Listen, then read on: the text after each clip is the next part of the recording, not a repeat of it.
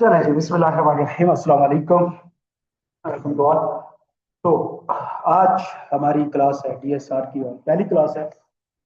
Volume of कर ले सारे।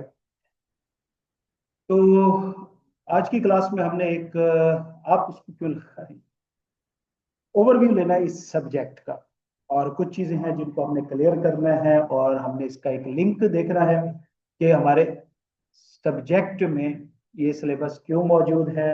हमारे सीए के अंदर ये चीज क्यों डाली गई, क्या इसका कहीं पे लिंक बनता है या नहीं बनता। एवं ही आउट ऑफ द ब्लू ये कहीं से चीज आ गई है। तो पहले थोड़ा सा हम इस सब्जेक्ट को देखते हैं। बेसिकली ये सब्जेक्ट है डाटा सिस्टम और रिस्क, इन तीन चीजों के ऊपर। बल्कि मेरे ख्याल में चौथी चीज इसके अंदर होनी चाहिए थी, वर्ड इंफॉर्मेशन। देखें, हमारा काम जब हम सीए के अंदर आते हैं वहीं से ही बिजनेसेस के साथ स्टार्ट हो जाता है। पहले हमने अपना एक सब्जेक्ट पढ़ा, introduction to business. Introduction to business के अंदर हमने तकरीबन एक चीज के ऊपर ही पूरे चैप्टर के अंदर बहस की थी, पूरे सब्जेक्ट के अंदर, कि बिजनेस बनाता कौन है, ऑनर, और चलाती कौन है, मैनेजमेंट चलाती। हमने सारा इसके ऊपर डिस्कशन की। और फिर हमने ये देखा था कि बिजनेस मैनेजमेंट चलाती कैसे है, बिजनेस मैनेजमेंट कैसे चलाती है। बिजनेस चलाने के लिए मैनेजमेंट डिसीजन मेकिंग करती है, डिसीजन लेती है। और जो मैनेजमेंट डिसीजन लेती है वो बेसिकली किस चीज पे डिपेंड करते हैं, डिसीजन किस बेस पे लिए जाते हैं, इंफॉर्मेशन की बेस के ऊपर। डिसीजन किस चीज की बेस पे लिए जाते हैं, इंफॉर्मेशन की बेस के ऊपर डिसीजन लिए जाते हैं। तो अच्छे डिसीजन कब होंगे, जब इंफॉर्मेशन अच्छी हो। ऐसी बात है, जब इंफॉर्मेशन अच्छी हो।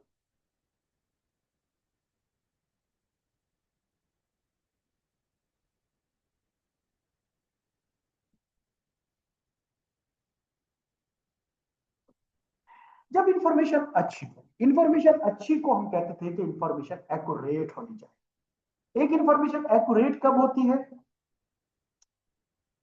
मैंने आपको एक एग्जांपल दी थी कि आपको सोशल मीडिया से पता चलता है कि एक साहिब जो है वो एक्सटेंशन से पहले ही चले गए, और आपको जियो न्यूज से पता चलता है कि नहीं वो अभी तक जिंदा है। इन दोनों में से आप किस पे यकीन करेंगे, जियो वाली बात पे यकीन करेंगे। वजह, वहां से जो इंफॉर्मेशन आ रही है उनका तरीकाकार डिफरेंट है, उसके अंदर क्रेडिबिलिटी है, एक्यूरेसी है। क्यों है, क्योंकि वहां पे एक सिस्टम मौजूद है।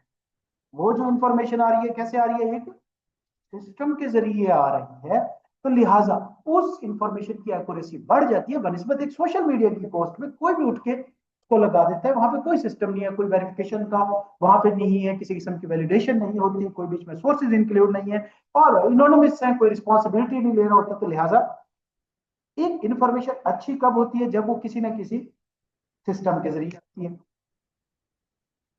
सिस्टम का क्या काम होता है कि वो इंफॉर्मेशन प्रोवाइड करता है। वो आउटपुट क्या देता है आपको, इंफॉर्मेशन देता है। आउटपुट में सिस्टम आपको क्या प्रोवाइड करता है, इंफॉर्मेशन प्रोवाइड करता है। आउटपुट तब होती है जब कोई ना कोई इनपुट मौजूद हो, और फिर उसके ऊपर क्या हो, कोई ना कोई प्रोसेसेस हुए हो, और फिर जाके आउटपुट जनरेट होती है। ऐसी बात है बिल्कुल। तो लिहाजा बेसिकली सिस्टम होता ही यही है, हम उसको एक इनपुट देते हैं, वहां पे उसके अंदर कुछ प्रोसेसेस होते हैं, under some boundaries, under some guidelines, under some framework, under some rules and regulation. उसके बाद वो प्रोसेस होकर फिर क्या होती है, आउटपुट जनरेट। समझ आ गई बात, आउटपुट जनरेट होती है। तो वहां से फिर जो इंफॉर्मेशन निकलती है वो क्या हो चुकी होती है, काफी हद तक एक्यूरेट हो चुकी होती है, जिसकी बेस पे आगे मैनेजमेंट डिसीजन लेती है। तो वो डिसीजन अच्छे होते हैं। यहां तक हमारे सारे कंसेप्ट अब तक क्लियर है। यहाँ पे इस सब्जेक्ट के आने से सबसे बड़ा पता है मसला क्या बना है, जिसके ऊपर हमारी कंफ्यूजन हुई है, वो हुई है वर्ल्ड सिस्टम को लेकर। ये सिस्टम से मुराद जो अब तक हमारी अंडरस्टैंडिंग थी, ये चीज उससे हट के आ गई। देखें, पहली चीज ये ध्यान में रखी कि सिस्टम से मुराद हरगिज कंप्यूटर नहीं होता। ये एक कॉलेज चल रहा है, चल रहा है कि नहीं चल रहा, यहाँ पे इनपुट्स है, प्रोसेसेस है, आप माशाल्लाह क्वालिफाई करके निकल रहे हैं, आउटपुट्स है। मुझे पता है कि कितनी चीजें कंप्यूटर पे हो रही, चांदे तो डाटा एंट्री मेरे ख्याल में हमारे कंप्यूटर बेस्ड होती है, बाकी सारा कुछ हमारा मैनुअल चल रहा है। तो सिस्टम को आपने इस चीज के साथ लिंक नहीं करना कि ये कंप्यूटर, क्योंकि सिस्टम बहुत पहले से मौजूद है और हर ऑर्गेनाइजेशन के अंदर मौजूद होता है, और पहले ये मैनुअल सिस्टम था इंफॉर्मेशन के सारे काम करने का, इंफॉर्मेशन इन करने का, इंफॉर्मेशन प्रोसेस करने का, इंफॉर्मेशन आउट करने का, उसमें डिसीजन लेने का, ये सारा काम मैनुअल हुआ करता था, उसको सिस्टम कहते थे। अब रिसेंट मसला ये हुआ है कि वो सिस्टम शिफ्ट हो गया हमारा किसके ऊपर, आईटी के, इंफॉर्मेशन टेक्नोलॉजी के ऊपर शिफ्ट हो गया है। मैनुअल सिस्टम होता, हमें ये पंगे डालने की जरूरत नहीं थी। मैनुअल सिस्टम की चीजें हमारे सामने मौजूद है। देखिए मैनुअल सिस्टम के अंदर इंफॉर्मेशन कैसे आती है कि एक शख्स ने कहीं से कोई बात सुन के आया, वो डायरेक्ट क्या आके आके डायरेक्टर को बताएगा अपने जिसने डिसीजन लेने, जैसे कि हमारे गार्ड है बाहर, उन्हें कोई चीज बाहर से पता चल रही है जी, बाहर से सीडीए वाले आए हैं और वो कह रहे हैं कि जी आज 2 दिन बिजली नहीं रहेगी, ये एक बात किसको पता चली है, गार्ड को, या वो सीधा डायरेक्टर के पास आएगा। हम मैनुअल सिस्टम की बात कर रहे हैं कि डायरेक्टर को बताएगा जनाब आप बिजली नहीं हो तो डायरेक्टर से ऑफ कर दे, नहीं, डायरेक्टर तक डायरेक्ट नहीं जाएगा, बल्कि वो क्या करेगा, वो पहले जाएगा हमारे वकास साहब के पास, उसको बताएगा कि जनाब आज मेरे पास सीडीए वाले आए थे, और वकास साहब क्या करेंगे, उस न्यूज को लेंगे, तो कंफर्म करेंगे सीडीए फोन करके, हाँ जी आज क्या लाइट जानी है कि नहीं, वहां से सीडीए की कंफर्मेशन लेंगे, कंफर्म करने के बाद वो फिर मुझे आके ऊपर बताएंगे कि जनाब देखिए आज हमारी लाइट नहीं रही। अगर यही चीज मुझे गार्ड आके बताता तो क्या मैं उस पर भरोसा करता, नहीं, क्यों, ना तो उसकी अथॉरिटी थी और ना ही ये हमारे सिस्टम का पार्ट थी। हमारी डिफाइंड चीजें हैं, गार्ड की जो चीज होगी वो वकास के पास आएगी, वकास उसे कंफर्म करेगा, उसकी रिस्पॉन्सिबिलिटी लेगा, उसे प्रोसेस करेगा, उसकी एक्यूरेसी इंश्योर करके फिर मुझे उसने आउटपुट दी और मैंने उसकी बेस पे डिसीजन लेना है कि भाई आज 2 बजे के बाद हमारी क्लासेस ऑफ होनी है या हमें जनरेटर पे शिफ्ट होना है, हमने क्या करना है, ये मैनुअल सिस्टम है। इसके ऊपर मैंने क्या क्या बनाया हुआ था, देखिए इंफॉर्मेशन एक्यूरेट करने के लिए मैंने क्या क्या चीजें डिसाइड की। पहली चीज सेग्रीगेशन ऑफ ड्यूटीज डाली हुई थी, मुख्तलिफ लोगों से चीजें मेरे पास आ रही है, नंबर 1। नंबर 2 के ऊपर फिर मैंने इस सिस्टम को एक्यूरेट रखने के लिए कुछ पॉलिसीज बनाई हुई है कि वकास डायरेक्टली मुझे आगे नहीं बताएगा भाई पहले फोन करो सीडीए, कंफर्म करो, 2-4 लोगों से और कंफर्म करो, किसी और तरीके से कंफर्म करके मेरे पास आओ, और फिर ये डायरेक्ट वकास इंफॉर्मेशन मेरे पास लेके आएगा, बीच में कोई और बंदा होना चाहिए, नहीं बीच में और बंदा नहीं होना चाहिए, डायरेक्ट वकास मेरे पास है, बीच में हो सकता है किसी और बंदे को इंफॉर्मेशन बताए, वो 2 बातें अपनी मर्जी की डाल के बीच में आके बता दे, पॉसिबल है ना। तो ये सारे मैंने मेजर्स किए हुए थे ना, ये हमारा एक मैनुअल सिस्टम है, वो मेरे पास आया, मुझे इंफॉर्मेशन दी और मैंने उसके बेस पर किया। अब वो मसला क्या हुआ है कि देखिए मैनुअल वाले हमने रूल्स भी बनाए हुए थे, रेगुलेशन भी बनाए हुए थे कि बाहर से एक चीज आ रही है, वो अंदर आके प्रोसेस हो रही है, इंफॉर्मेशन में कन्वर्ट हो रही है और मुझे मिल रही है, और उसके रिलेटेड हमने पूरा एक मैकेनिज्म बनाया, रूल्स बनाए, बाउंड्रीज बनाई, ताकि इंफॉर्मेशन ज्यादा से ज्यादा एक्यूरेट रहे। समझ आ गई बात, एक्यूरेट में बहुत सारी चीजें आती हैं, रेलिवेंस होनी चाहिए, सिक्योर होनी चाहिए, लेकिन अब मॉडर्न टाइम में ये सारा काम किस चीज पे शिफ्ट हो गया, इंफॉर्मेशन टेक्नोलॉजी। तो वो चीजें जो हमने मैनुअल सिस्टम के लिए बनाई थी क्या वो आईटी पे अप्लाई हो सकती हैं, नहीं, वो पॉलिसी जो मैनुअल सिस्टम पे बनाई थी क्या वो आईटी पे अप्लाई हो सकती है, लेकिन हमें वो सारी चीजें आईटी पे चाहिए ना, क्योंकि यहाँ से भी तो जो हमें इंफॉर्मेशन चाहिए वो एक्यूरेट ही चाहिए। से एक कंप्यूटर सिस्टम है, उसको हर बंदा लॉग इन कर सकता है, उसके अंदर पड़ा हुआ डाटा मेरे लिए किसी काम का है, क्या गारंटी है कि ये एक्यूरेट होगा, हाँ अगर मुझे पता हो कि इसको सिर्फ एक बंदा ही लॉग इन करता है और वो बंदा रिस्पॉन्सिबिलिटी लेता है, तो हाँ उसके अंदर जो इन्फॉर्मेशन पड़ी है वो एक्यूरेट हो सकती है। तो ये चैप्टर बेसिकली क्यों ऐड हुआ, उसकी रीजन ये है कि हमारा इंफॉर्मेशन सिस्टम मैनुअल से शिफ्ट होकर किस पे आ गया, आईटी पे आ गया। मैनुअल सिस्टम के लिए भी हमारे रूल्स एंड रेगुलेशन मौजूद थे ना, सेम ये सारे वही रूल्स एंड रेगुलेशन जो अब आईटी सिस्टम के लिए बना दिए। समझ आ गई बात, आईटी सिस्टम के लिए जो हमने बना दिए, तो ये पूरा चैप्टर वही है, सारा चैप्टर सब्जेक्ट जो है इसी चीज के गिर्द घूमता है कि अब अगर आपने मैनुअल इंफॉर्मेशन सिस्टम से हट के आईटी इंफॉर्मेशन सिस्टम पे शिफ्ट हुए हैं, तो 3 स्टेजेस है। पहली स्टेज इनपुट है, दूसरी स्टेज प्रोसेस है और तीसरी स्टेज आउटपुट है। इन तीनों के बारे में हमने रूल्स रेगुलेशंस बनाए, प्रोसेसेस बनाए, मैकेनिज्म बनाए, स्ट्रक्चर बनाए, एप्स बनाई, सॉफ्टवेयर्स बनाए, एप्लीकेशंस बनाई।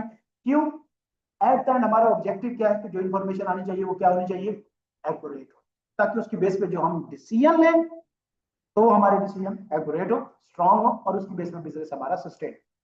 एग्जैक्टली यही काम पूरे चैप्टर के अंदर 3 काम है, क्या, इनपुट वाले काम देखने, चीजें इन कैसे होनी है, इसके अंदर हमें सारा देखना है कि वहां से इंफॉर्मेशन बाहर से आती कैसे है, सिस्टम के अंदर हम उसको रखते कैसे हैं, उसको कन्वर्ट, उसको shift, segregate, bifurcate, save, store, किस किस तरीके से हम करते हैं।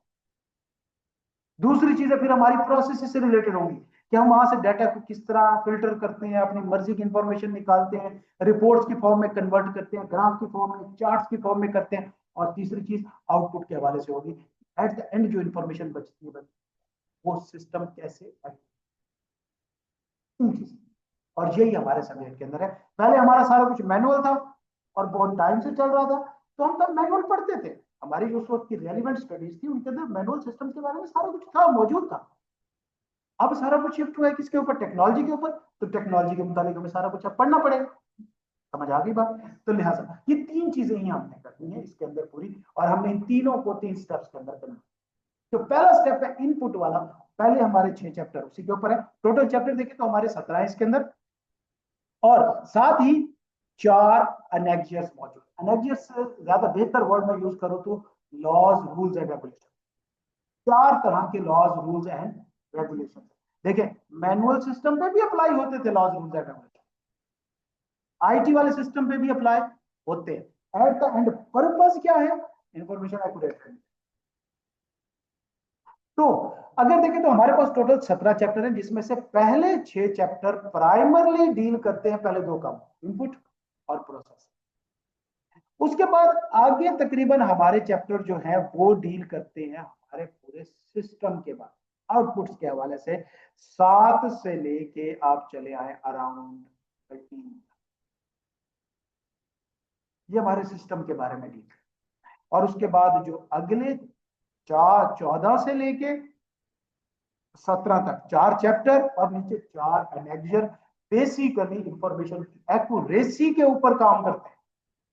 उनकी सिक्योरिटी, उनकी प्राइवेसी, उनकी सिस्टम्स की measures, rules, regulation, boundaries, loss, ये किस चीज के ऊपर काम कर रहे होते हैं, जो हम इंफॉर्मेशन ले रहे हैं उस इंफॉर्मेशन को एक्यूरेट होने में जो जो मसले, एक्यूरेसी के अंदर जो जो मसले आ सकते हैं। मसले का मतलब रिस्क, रिस्क का क्या मतलब है, रिस्क का मतलब क्या होता है, रिस्क का मतलब चांस कि जो ऑब्जेक्टिव है उस चीज का वो अचीव नहीं कर पाएगा। रिस्क क्या है, ये एक चांस है, इस चीज का चांस मौजूद है कि हम जो ऑब्जेक्टिव अचीव करना चाहते हैं वो नहीं कर पाएंगे। जैसे फाइनेंशियल स्टेटमेंट्स हम बनाते हैं, उनका ऑब्जेक्टिव क्या होता है, ट्रू एंड फेयर व्यू देना, कि ऑर्गेनाइजेशन के जो फाइनेंशियल मैटर्स है उनका true and fair view present करना। रिस्क है फाइनेंशियल स्टेटमेंट, इसका क्या मतलब है, तो हो सकता है कि financial statement true and fair view ना दे रही हो, ऐसी बात है। सेम इसी तरह ये जो 8 चैप्टर है इसी चीज को कवर करते हैं कि इंफॉर्मेशन क्या होनी चाहिए, एक्यूरेट होनी चाहिए। ये ऑब्जेक्टिव अचीव ना होने की क्या क्या वजूहत हो सकते हैं, उनको हम क्या कहते हैं, रिस्क, और उनको हमने कवर कैसे करना है, मिटिगेट कैसे करना है, उनके लिए कौन कौन से लॉज हैं, रूल्स हैं, रेगुलेशन है, प्रोसेसेस हैं, पॉलिसीज हैं, प्रोसीजर्स हैं, ये हमारे अगले 8 चैप्टर जो है। क्लियर है, कंसेप्ट क्लियर है, तो ये कोई चैप्टर नया नहीं है, बेसिकली वही सारी चीजें हैं। हाँ, अब इसके अंदर हमें वो जो मैनुअली चीजें पढ़ते थे अब हमने कैसे पढ़नी है, आईटी के पॉइंट ऑफ व्यू से पढ़नी है, दैट्स। हाँ, इसके अंदर हमें एप्लीकेशन देखनी पड़ेगी, हमें सॉफ्टवेयर देखने पड़ेंगे, हमें मुख्तलिफ तरह की नई नई टेक्नोलॉजीज देखनी पड़ेगी। लेकिन अब अगली बात ये ध्यान में रखें कि इसके अंदर जो भी आप एप्लीकेशन के बारे में पढ़ रहे होंगे, सिस्टम्स के बारे में पढ़ रहे होंगे, टेक्निकल लैंग्वेज के बारे में पढ़ रहे होंगे, आपको भी इन डेप्थ पढ़ने की जरूरत नहीं। क्यों, हमारी वो फील्ड है, हमने वो सॉफ्टवेयर नहीं बनाने, हमने वो एप्लीकेशन नहीं बनानी, लेकिन हमने यूज करना। और जब हम यूज करेंगे, जाहिर बात है किसी क्लाइंट पे जाते हैं और हम उनका अकाउंटिंग सिस्टम चेक करना चाहते हैं, ईआरपी सिस्टम चेक करते हैं, तो साथ आईटी वाले बंदे को बिठाएंगे। लेकिन जब हमने उनके साथ कम्युनिकेट करना है तो हमने टेक्निकल टर्म्स में करना है, तो कम से कम हमें उन टर्म्स का पता हो कि वो जो बोल रहे हैं, और हमें आइडिया हो कि इससे काम होता क्या है। हमने ये एप्स नहीं बना, हमने DBMS, database management system, database, ये चीजें डिजाइन नहीं करनी, हमारा काम नहीं है, हम आईटी प्रोफेशनल नहीं है, लेकिन हम हमने इनको यूज करना। हमने जब ऑडिट करना है तो इन्हीं में से रिपोर्ट्स निकालनी है, हमने जब अकाउंटिंग करनी है तो इन्हीं में से रिपोर्ट जनरेट करनी है, इन्हीं के अंदर हमने डाटा एंटर करना है। तो साथ आईटी वाला बंदा बैठा होगा, हम उसे कहेंगे कि भाई ये क्या है क्या है, लेकिन हमारे दरम्यान में कम्युनिकेशन गैप नहीं होना चाहिए। तो हमें उसी लेवल की ही इसकी अंडरस्टैंडिंग, इन डेप्थ अंडरस्टैंडिंग लेने की जरूरत नहीं है, क्योंकि ये आईटी की चीज। क्लियर है यहाँ तक? अच्छा, जहां तक बात की जाए इसके लास्ट 4 जो एनेक्सियस है, ये तो प्योरली क्रैनिंग है, मतलब ये तो लॉज है, इनके अंदर कंसेप्ट से उस तरह से कोई चीज मौजूद नहीं है, ये क्रैमिंग है, इनकी हमने क्रैमिंग करनी है। ऊपर भी ज्यादातर बीच में क्रैमिंग ही इन्वॉल्व है। हाँ, बहरहाल कुछ ना कुछ कंसेप्ट के स्टडीज बीच में मौजूद है। अराउंड मैं कहूँ तो ये 30-70% क्रैमिंग काम करेगा, 30% आपके बीच में अंडरस्टैंडिंग का होना जरूरी है कि सिस्टम्स काम कैसे कर रहे हैं। समझ आ गई बात? और अगर हम इनका वेटेज देख लें तो जो हमारे पास वेटेज मौजूद है वो है डाटा, जो हमारे पहले चैप्टर है 6, उसका हमारा वेटेज अराउंड 35 to 45 मार्क्स का, बहुत बड़ा पोर्शन। और मजे की बात इतना मुश्किल भी नहीं है। हाँ, छठे चैप्टर तक जाते जाते फिर आपको आसान लगना शुरू हो जाता है, पहले चैप्टर से आपको मुश्किल ही लगता है ना। उसके बाद दूसरा सिस्टम्स, ये हमारा चैप्टर 7 से स्टार्ट होता है और चैप्टर 13 तक जाता है। ये सिस्टम के ऊपर हम डिस्कस करेंगे, तो पूरा आईटी सिस्टम। सिस्टम से क्या मुराद? वही प्रोसेसेस, रूल्स, रेगुलेशन, बाउंड्रीज, कैसे काम हो रहे होते हैं। और तीसरा क्या चीज है? तीसरी ग्रिड हमारी रिस्क की ग्रिड है तीसरी, जो कि हमारी 20 to 30 मार्क्स की है। और ये हमारे अगले 4 चैप्टर और 4 अनेक्जर्स जो कि रिस्क को कवर करने के लिए, मिटिगेट करने के लिए जो हमारे सिलेबस का। समझ आ गई बात? प्राइमरली हम जब भी स्टडी करेंगे हम बुक से करेंगे, लेकिन याद हमने बुक नहीं कर। जो क्रैमिंग वाला पोर्शन है वो हर चैप्टर में से अराउंड 2 पेजेस निकलते हैं, 3 पेजेस निकलते हैं, उनके मैं नोट समराइज करके आपको दे दिया करूंगा, आप उसे याद कर दिया करेंगे। हाँ, बुक आपने पढ़नी लाजमी है। वजह, बुक के अंदर ठीक ठाक एग्जाम्पल्स मौजूद है जिससे आपको आइडिया होगा कि आईटीआर के अंदर एग्जाम कैसे आ सकता है। इसका मॉडल पेपर भी हमने देखना है, उसको भी देखेंगे ताकि हमें ये पता चले, क्योंकि कोई पास पेपर मौजूद नहीं है इसका कि इसके अंदर से पेपर कैसे आता है। ठीक हो गया? ओके। तैयारी करने का जो बेहतरीन तरीका, एग्जाम के एंड तक हमने इस बुक को कम से कम 3 बार, मैंने आप लोग, समझ आ गई? एक बार हम लेक्चर्स में कवर करेंगे, 2 बार आपको रिवीजन करनी पड़ेगी, इंशाल्लाह तैयारी इसकी proper. First attempt and golden attempt होती है, इसके अंदर पेपर नॉर्मली बुक के अंदर से ही आता है, तो आपने बुक को ही फॉलो करना है और पासिंग चांसेस। ठीक हो गया? परेशान नहीं होना, कोई नई चीज ना आ रही हो, समझ ना आ रही हो, हम उसके ऊपर कोशिश करेंगे जिस लेवल तक जाके एक्सप्लेन करना पड़े। अच्छा, अब इसके अंदर जब मैं एक्सप्लेन कर रहा हूँ, मैं एग्जाम्पल दे रहा हूँ, मैं बड़ी बेसिक सी एग्जाम्पल, जैसे फॉर एग्जांपल कहीं पे डेटाबेस मैनेजमेंट सिस्टम हमने डिस्कस करना है, तो मैं आपको हो सकता है एक्सेल पे समझा रहा हूं, हो सकता है मैं आपको कुछ बुक के अंदर से चीजें करके दिखा रहा हूं, लेकिन इसका मतलब ये नहीं कि वो डेटाबेस, मैं जस्ट आपको कुछ फंक्शन दिखा रहा हूँ। डेटाबेस एक अलग ऐसी चीज है, जिस तरह माइक्रोसॉफ्ट एक्सेस है, माई एसक्यूएल, नो एसक्यूएल, ये वाले टूल्स होते हैं, वो आपको समझ नहीं आने। हाँ, एक्सेल तो हम सबने देखा हो, कंसेप्ट हमारा वहीं से क्लियर हो जाएगा कि वो एक बेसिक मिनिमम लेवल में कि चीजें काम कैसे कर रही होती है, फंक्शन काम कैसे कर रहे हैं, लिंक्स कैसे डिवेलप। क्लियर है यहां तक बात?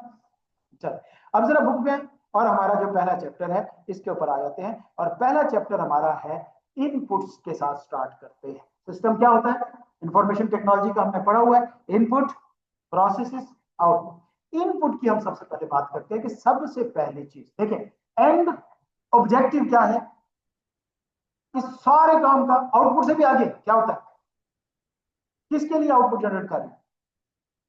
डिसीजन मेकिंग के लिए। एंड ऑब्जेक्टिव क्या है कि डिसीजन मेकिंग जो है वो बेहतरीन होनी चाहिए ताकि बिजनेस बड़ा स्मूथली रन करता रहे। तो स्टार्ट हमें पहले स्टेज से करना पड़ेगा कि भाई आखिर वहां तक पहुंचा कैसे।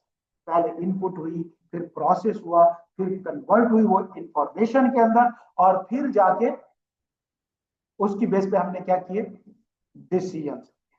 क्लियर है यहां तक? अच्छा, तो सबसे पहले आ जाते हैं हम इनपुट के अंदर। जो सिस्टम को हम इनपुट देते हैं, सिस्टम के अंदर फर्स्ट टाइम कोई भी चीज जो एंटर होती है, क्या वो रॉ शेप होती है या उसके ऊपर कोई काम हो चुका होता है? पहली चीज। और दूसरी चीज, क्या ऑर्गेनाइजेशन के अंदर जो चीज इंटर हो रही होती है वो सिलेक्टेड इंटर कर रहे होते हैं, ये तमाम चीज इंटर कर रहे होते हैं? Let's have an example. आप अकाउंटिंग एंड फाइनेंस डिपार्टमेंट के डायरेक्टर, देखोगे आपके पास ऑर्गेनाइजेशन का सिस्टम है जिसके अंदर सारी अकाउंटिंग एंड फाइनेंस की इंफॉर्मेशन पड़ी, ऐसी बात, एक सर्वर पर है, एक स्टोरेज है उसका। आपको वहां से सिर्फ इंफॉर्मेशन कौन सी चाहिए? Accounting and finance. लेकिन वो जो सर्वर है उसके अंदर जो इंफॉर्मेशन है, क्या वो सिर्फ अकाउंटिंग एंड फाइनेंस की होगी? आपका काम सिर्फ अकाउंटिंग एंड फाइनेंस के साथ है ना, उसके अंदर इंफॉर्मेशन तो अकाउंटिंग एंड फाइनेंस की नहीं होगी, एक चीज। दूसरी चीज, जिस फॉर्मेट में आपको इंफॉर्मेशन चाहिए, क्या इंटरव्यू उसी फॉर्मेट में की गई होगी? आप आपको प्रॉफिट एंड लॉस स्टेटमेंट चाहिए।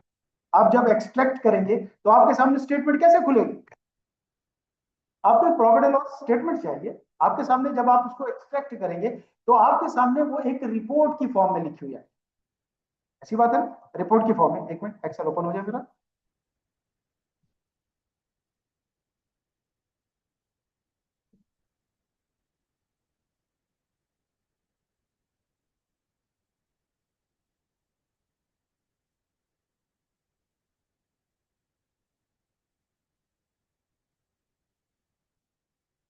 अच्छा, आपके सामने रिपोर्ट जब आएगी, मैं बल्कि एक यहाँ पे फाइल ओपन करता हूँ, मैं अपने एक की ना, मैं आपको दिखाता हूँ, मैं आपको प्रॉपर, बल्कि हम इस तरह करके चलते हैं, आपको चीजें क्लियर होनी चाहिए।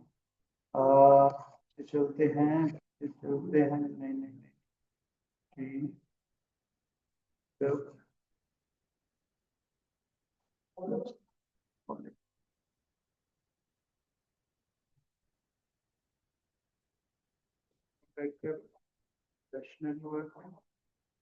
अच्छा,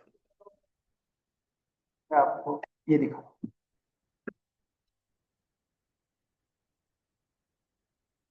शीट ओपन, ये एक शीट है, नजर आ रही है सबको? ये आपको सामने एक शीट नजर आ रही है। मैं अकाउंटेंट हूं, मुझे चाहिए प्रॉफिट एंड लॉस, ठीक है? मेरे सामने प्रॉफिट एंड लॉस स्टेटमेंट इस शेप में आ रहा है। मैं इसमें सब चीजें हाइड कर देता हूँ ताकि आपके काम की चीजें रहें। मुख्य प्रोजेक्ट्स हैं, ये तो थोड़ा बड़ा कर देता हूँ, बढ़ा देता हूँ, जरा बड़ा कर देता हूँ। ओके ठीक, ये आप एज अकाउंटेंट हैं, मैं अकाउंट्स डिपार्टमेंट का डायरेक्टर हूं, मैं बैठा हूं, मुझे आज की डेट की प्रॉफिट एंड लॉस, तो मैंने कहाँ पे किस सर्वर को मेन को कनेक्ट करना है, जो बिजनेस का सर्वर है, और उसमें से मैंने उसे कहना है कि जनाब मुझे, मैंने क्यूरी करनी, मैंने उससे क्वेश्चन करना है कि मुझे प्रॉफिट एंड लॉस स्टेटमेंट। ये क्वेश्चन मैं इस तरह नहीं कहूंगा जिस तरह मैं अभी कह रहा हूं। बेसिकली मैं उसे क्या कहूंगा कि मुझे एक इक्वेशन, प्रॉफिट लॉस स्टेटमेंट की इक्वेशन क्या होती है? Income minus expenses equal to profit. तो मुझे वो इस फॉर्मेट के अंदर निकाल के देगा। सबसे पहले क्या देगा? सेल्स, सारी सेल्स आ रही है, less cost of sales, gross profit, उसके बाद अदर एक्सपेंसेस टोटल, और नीचे नेट प्रॉफिट मुझे शो होगा। मुझे इस चीज से, यहां से मुझे क्या पता चल रहा है कि मेरा प्रॉफिट है या लॉस है? मुझे नजर आ रहा है लॉस है कितना, 11 मिलियन। मुझे एक चीज पता चल रहा है, क्या ये मैंने डाटा यहां पे खुद लिखा है? ये यहां पे मैंने लिखा है, जरा इधर देखें, इस सेल पे देखें, ये देखें यहाँ पे, ये डाटा मैंने यहाँ पे, फॉर एग्जांपल ये देखिए, ये ग्रॉस प्रॉफिट की फिगर है, या ये नेट प्रॉफिट की फिगर, ऊपर ये जो बार नजर आ रहा है, ये वाला बार, यहाँ पे देखिए जहां मेरा कर्सर है, यहाँ पे कोई फिगर लिखी हुई नजर आ रही है, फॉर्मूला नजर आ रहा है? ये फॉर्मूला है, मैंने फिगर नहीं लिखी। बेसिकली इसने क्या किया है कि पीछे जो बेतहाशा डाटा पड़ा हुआ है, उसमें से सिर्फ मेरी इस क्यूरी के मुताबिक ही मैंने क्वेश्चन किया उससे, तो मुझे ये करके दे दे। उसने मुझे सिर्फ रेलेवेंट इंफॉर्मेशन निकाल के दे दिए, जिससे मुझे पता चला है कि मेरा प्रॉफिट कहाँ है। हालांकि एक्चुअली मैं डायरेक्टर हूं, मैंने इसके अंदर कोई डाटा एंटर नहीं किया। डाटा एंटर कहां पे हो रहा होगा? फ्रंट डेस्क में। वो जो डाटा एंटर कर रहे हैं वो इस शेप में कर रहे हैं भाई, ये देखो, ये डाटा एंटर हो रहा है सारा। इस डाटा को देखते हुए क्या मुझे पता चल रहा है कि मेरा प्रॉफिट कितना? नहीं, ये क्या है? ये सिंपल मेरा एक रजिस्टर जिसमें बेताशा डाटा हर तरह का लिखा जा रहा है। फाइनेंशियल भी है, नॉन फाइनेंशियल भी होगा, एचआर का डाटा भी होगा, कई चीजों का डाटा है। क्या यहां से मुझे कोई इंफॉर्मेशन भी मिल रही है? नहीं, कोई भी नहीं मिल रही वैसे। समझे? तो मेरे लिए ये किसी काम की चीज नहीं, ये इनपुट स्टेज। फर्स्ट स्टेज पे जब हम किसी चीज को इंटर करते हैं अपने सिस्टम में, उससे हमें कोई इंफॉर्मेशन नहीं मिलती, ये इनपुट स्टेज है। फिर मैंने क्या किया, इसको एक तरतीब के अंदर लिखा ताकि मैं इसे प्रोसेस कर सकूं। ये देखें तरतीब है, मैंने इसके कॉलम बनाए, मैंने इसके सेल्स बनाए, मैंने उनके ऊपर फिल्टर्स लगाए, मैंने इसके अंदर वैलिडेशन रूल्स लगाए, ताकि गलतियां कम से कम हो। ड्रॉप डाउन लिस्ट बनाई, डेबिट क्रेडिट के अंदर मैंने चेक लगाया कि डेबिट क्रेडिट हमेशा इक्वल आना चाहिए। और फिर इसके से मैंने क्यूरीज की, मैंने मुख्तलिफ तरह के इसको फंक्शंस दिए, इसको फॉर्मूलाज दिए, जिससे मुझे क्या मिला, मुझे ये मेरे लेजर्स है। अब फॉर एग्जांपल मैंने किसी लेजर को देखना है, मुझे उस लेजर को वहां से जाके, डाटा तो यहां पे इंटर हो रहा था ना पीछे जर्नल में, लेकिन मैं वहां पे जाके मैनुअली से लेजर में कैश का देखना चाहता हूँ जी, इस टाइम मेरे कैश की क्या कंडीशन है, ये कैश के अंदर में कौन कौन सी ट्रांजेक्शन की है, ये टोटल कैश मेरे इस पर नेट कंडीशन क्या है। क्या आपको यहां से कोई खबर मिल रही है?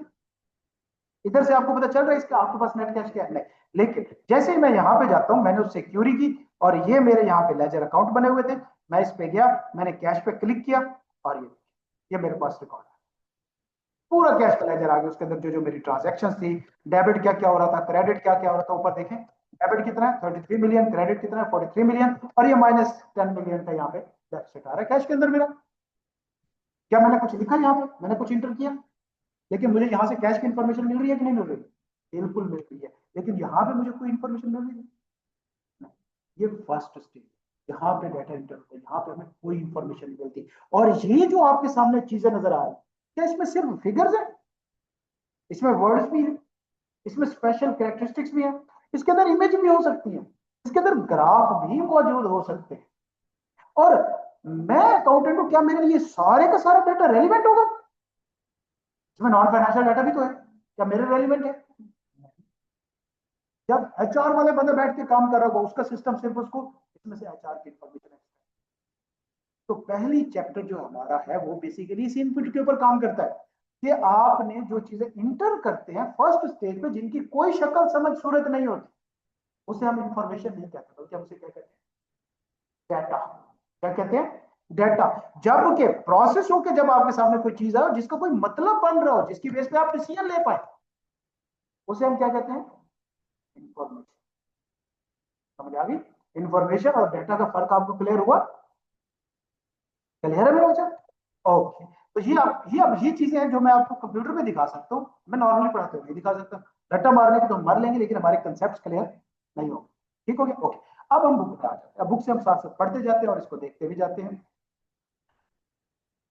तो सबसे पहले इनपुट में जो चीज यूज होती है उसे हम क्या कहते हैं? डाटा। जो प्राइमरी इनपुट होती है वो हमेशा क्या होती है? डाटा होती है। डाटा की डेफिनेशन क्या है? रॉ फैक्ट्स एंड फिगर्स, जिसके बारे में कोई हमें पता नहीं, जिनकी कोई लैंग्वेज नहीं है, जो हमें कुछ भी नहीं बता सकते, उसे हम क्या कहते हैं?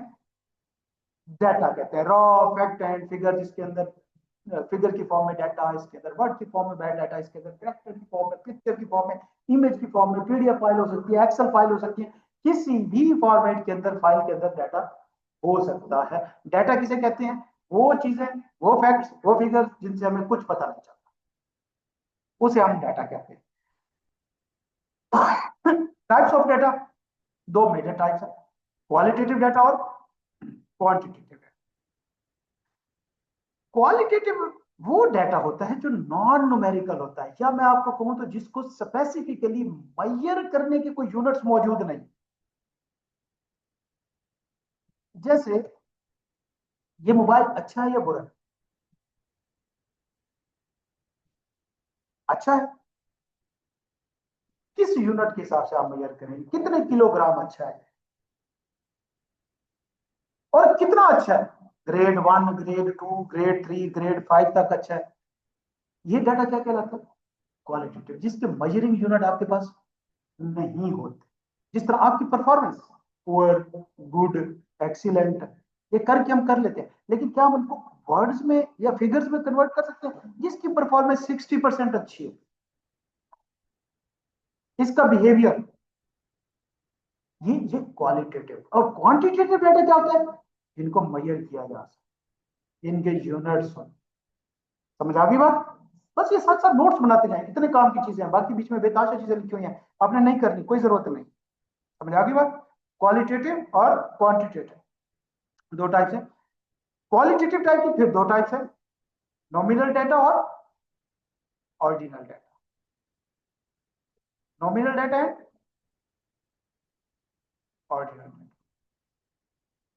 नॉमिनल डाटा कहते हैं जिसके अंदर किसी किस्म की कैटेगरी ना बनाई जा सके। लिस्ट ना बनाई जा सके, कोई ग्रुपिंग ना बनाई जा सके, कोई स्कीम ना बनाई जा सके, जैसे gender, marital status, blood type, इसके अंदर कोई स्कीम नहीं बनाई जा सकती।